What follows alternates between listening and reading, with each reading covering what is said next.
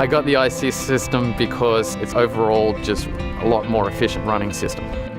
There's a technology out there where I don't have to have satellites. I figured out that the IC system was more advanced and more proven.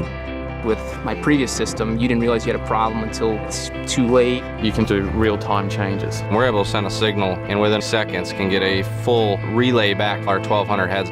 It's easy to use, it's easy to teach people to use, but you can also be extremely meticulous. We're thinking ahead. We put the 2-wire in. It just makes it nice when you can upgrade. And it gave me the ability to water the way I wanted to water. Very user-friendly. Having that communication is instant. Smarter without water. I love the system. We have instant feedback. It's constantly working. I haven't missed the satellites at all.